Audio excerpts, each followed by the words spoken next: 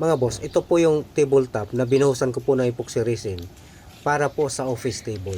Hindi na po ito kailangan na patungan ng salamin, itong tabletop na ito mga boss. Dahil ang epoxy resin napakatigas po niya at para na rin nilagyan mo ng salamin. At kung interesado po kayo mga boss, panoorin po niyo hanggang sa dulo para makita po ninyo kung paano po ito binuhusan. So simulan na po natin. Ang tabletop na ito mga boss ay pagmamayari ito ng konsyal po ng Caloocan. Dinala po ito sa bahay para buhusan po natin ng epoxy resin. At ang epoxy resin na ginamit po natin dito mga boss, ito po ay E+, ENB, Crystal Clear Laminating Epoxy. Yan po yung tinitimpla po natin ngayon. Tinitimpla po ito mga boss ng 2:1 ratio. Dalawa po ang resin, isa po ang catalyst o yung ating hardener. Haluin po natin ito mga boss sa loob po ng 5 minuto. At pagkatapos po ng 5 minuto na paghalo, maghintay ulit tayo ng 5 minuto pa bago po natin ito ibuhos gaya po ng ginawa po natin ngayon. Ang tabletop na ito mga boss, dinala po sa bahay na naka-sealer na. Kaya lang, hindi ko po ito buhusan kaagad ng makapal. Isi-sealer ko muna siya gamit po itong laminating epoxy. So yan po ang ginawa po natin ngayon. Binuhos po natin ng manipis lang, tapos saka po natin kinalat po sa brush dahil manipis na manipis lang po ang ating ginagawa. At dahil sa particle board po ito, marami pong bubbles ang naglabasan. Kaya po ginamitan po natin ng heat gun para magputukan yung mga bubbles. Ang particle board mga boss ay napabilang po ito sa porous material. So natural lang po na marami pong bubbles ang lalabas dito dahil parang pinagtagpi-tagpi ito na plywood. Sa pagbuhos po ng mga ganitong laminating epoxy o kaya yung mga casting epoxy, yung mga ginagawa po ng river table, ay kailangan po talaga na meron po tayong heat gun o kaya blowtorch. At kung wala po talaga, kahit pang-spray lang po, gamit po ang alcohol para lang po magputukan yung mga bubbles dito. Ang E+, ENB, Crystal Clear Laminating Epoxy, ay ginagamit din po ito mga boss sa paggawa po ng mga river table. Binubuhos po ito, kaya lang mas manipis lang po ang pagbuhos po natin dito dahil mag-crack po ito kung sakali pakapalan po natin. Hindi po gaya nung casting epoxy na talagang pangmalalim po. So ang ginagawa po natin ngayon mga boss ay nagtimpla na po tayo. At ito na po yung pang last po na buhos po natin dito. I-flat coat na po natin ito. So ganun din ang ginawa po natin ng una. Tinitimpla po natin ito. At bago po natin ito ibuhos, kailangan halong-halo po talaga siya. Pero kailangan natin gamitan ng level bar para makita po natin mga boss kung nasa level po siya.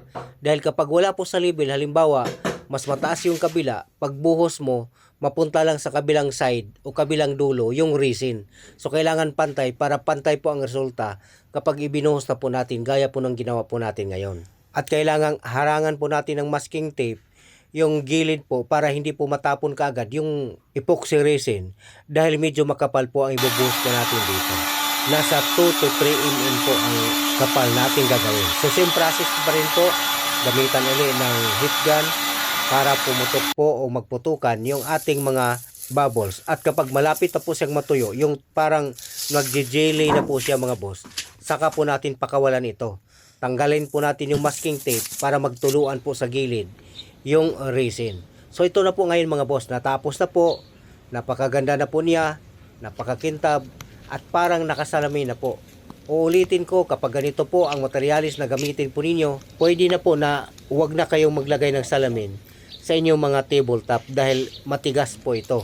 Parang salamin na rin po. Sa mga gusto nga palang bumili dito sa materialis natin ginamit, itong ating E+, ENB, Crystal Clear Laminating Epoxy, ay mabili po ito mga boss sa inyong suging hardware o kaya sa Wilcon Home Depot.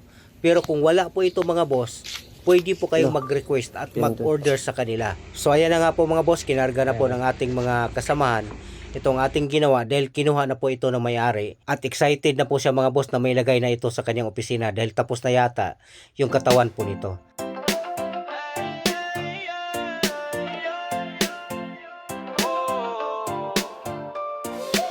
Sa bahay mo na medyo luma na, pader na kupas, wood nawala ng kinang. No worries, may solusyon na with brushes and rollers, kayang-kaya yan. Kulay ng lumo, kayang ibalik kahit anong surface, smooth or brick. Watch and learn, hindi ka maliligaw, sagot na yan ni Larry. Trust me now. Best varnish paints, ideas and techniques, from wood to walls to ceilings and bricks.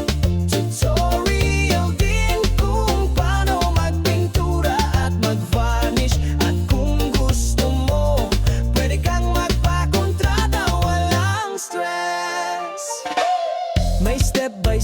malilito, primer to finish, pulido ito. May tips and hacks na pang pro level, kulay at tibay, all natural and durable. Pinturang tama, varnish na swabe, resulta'y polish parang bagong bahay pare. Just follow his guide, sobrang dali, level up ka na agad, parang pro din si Kuya Larry. Best varnish paints, ideas and techniques, from wood to walls to ceilings and bricks. Tutorial din kung paano magpintura at magvarnish. At kung gusto mo, pwede kang magpakontrata, walang stress.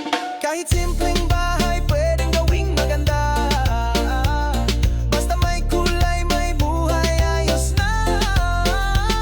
Pintura with love, varnish with care. Kay Larry mo lang matatagpuan yan rin.